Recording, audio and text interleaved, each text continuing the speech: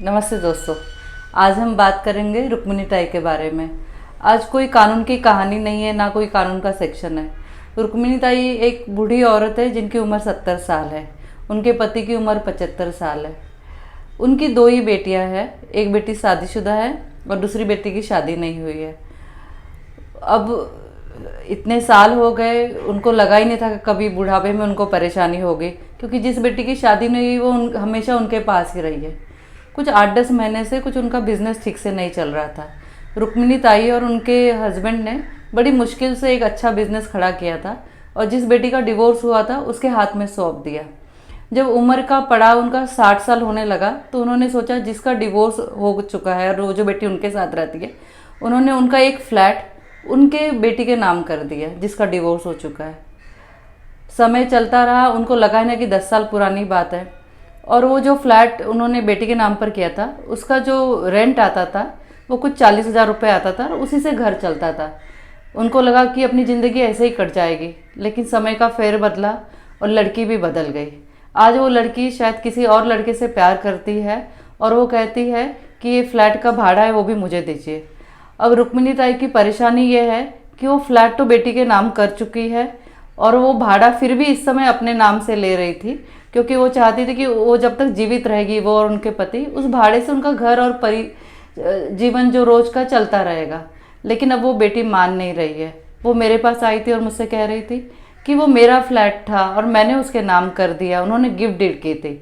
तो मैंने उनको समझाया कि जब आपने गिफ्ट डीड की तो जिसका डिवोर्स हो चुका है उस बेटी का, वो उसी के नाम हो गया और अब वो उस फ्लैट की मालकिन नहीं है।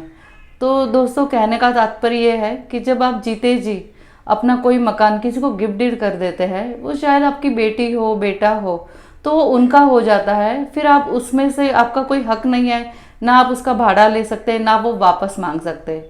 तो सोचिए कि रुक्मिणी ताई ने बैठे बैठे अपने हाथ कटा लिए और आज वो अपनी बेटी से झगड़ रही है और चाहती कि कानून का दरवाज़ा खटखटाए, लेकिन वो ऐसा कुछ नहीं कर सकती क्योंकि वो गिफ्ट डीड दे चुकी है और उसको भी कई साल हो चुके हैं और अपने होशो हवास में उन्होंने ये गिफ्ट डीड बनाई थी।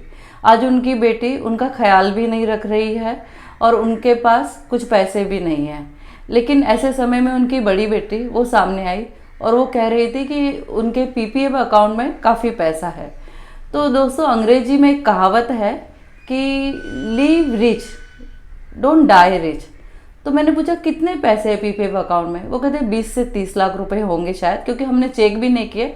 उन्होंने जीवन भर की पूंजी हमेशा उसमें पति और पत्नी दोनों भरते रहे।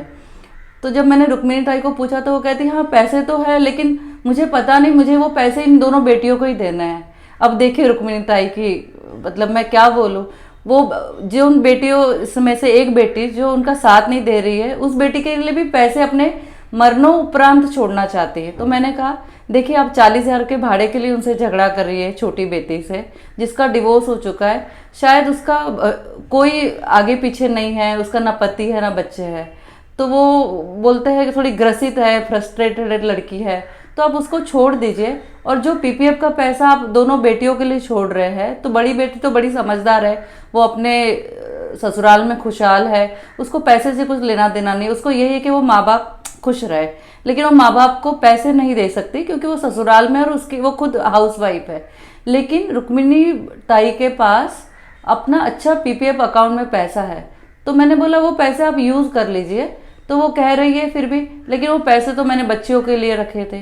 लेकिन उसकी समझ में नहीं आ रहा है कि जिन बच्चियों के लिए वो पैसे रखना चाहती है, एक बच्ची तो पैसा चाहती नहीं, वो चाहती है कि जीते जी माँ बाप शांति से जिए और शांति से मरे। जब अपना बुढ़ापा आप सुधार नहीं सकते और जो पैसे आप अपने बच्चों के लिए रखना चाहते हैं वो बच्चे आपको देखना नहीं चाहते, तो आप उन बच्चों के लिए क्यों पैसा छोड़ना चाहते हो? आप अपना बुढ़ापा तो सुधार दीजिए। रुक्मिणी ताई को बात समझ में तो आ गई, फिर भी वो सोच रही है मैंने पैसे बच्चों के लिए बचाए थे।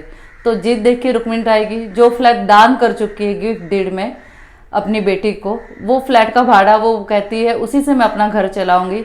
और पीपीएफ अकाउंट में जहाँ लाखों रुपए पड़े हैं, वो बोलती है मेरे मरने के बाद मेरी बेटियाँ उसका इस्तेमाल करेगी। तो ये बहुत ही अलग दुविधा है। तो मैं उन लोगों से जिनकी बहुत एज हो चुकी है और जिनके पास पैसा है और वो उम्र के आखिरी पड़ाव में या शाम में है, तो मैं उनको यही कहना चाहती हूँ कि आप अपना पैसा अपने लिए यूज कीजिए। और अपना बुढ़ापा या अपना जो अंतिम समय है वो अच्छे से बिताइए। क्योंकि हो सकता है कि आपको पेड़ में देख के जो बेटी ससुराल में है या जो बेटा ज़्यादा नहीं कमाता है वो आपको देख के परेशान होगा। तो आप आपका जो अंतिम ईयर्स है जीवन के वो आप अच्छे से बिताइए, उसी में सबकी खुशी है। क्योंकि आपने ज़िंदगी भर मेहनत ही इसीलिए की थी कि आप खुश रहे और ज़िंदगी का जो शाम होगी उसमें रिटायर्ड जीवन अच्छे से बिताए। तो रुक्मिणी ताई की तरह आप कहीं ये गलती नहीं करें, ये भी ध्यान रखिए। आप जो पैसे बच्चों के लिए रखना चाहते हैं उस पैसों का इस्तेमाल अपने लिए भी कर सकते हैं, और बच्चे अपना जीवन खुद कमाएंगे खुद खाएंगे। मैं ये नहीं कहती कि आपको बच्चों को कुछ भी ये नहीं देना चाहिए, आप बच्चों के लिए आशीर्वाद छोड़िए। पैसे जरूरी नहीं है वो जैसे आपने कमाए वैसे वो भी कमा लेंगे, लेकिन अगर आपका जो अंत समय है वो खराब रहा तो हो सकता है कि आप किसी एक बच्चे को तकलीफ दे रहे हैं, शायद वो आर्थिक परिस्थिति से उसको देख भी नहीं पाएंगे आप लोगों को। तो धन्यवाद, थैंक यू सो मच।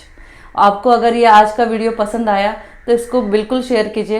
हो सकता है किसी रुक्मिणी ताई या उनके पति जो बुढ़ापे में अपनी अंतिम सांसें गिन रहे हैं उनको इस बात की समझ आ जाए और अपना जो अंत समय है वो अच्छे से बिताएं। धन्यवाद।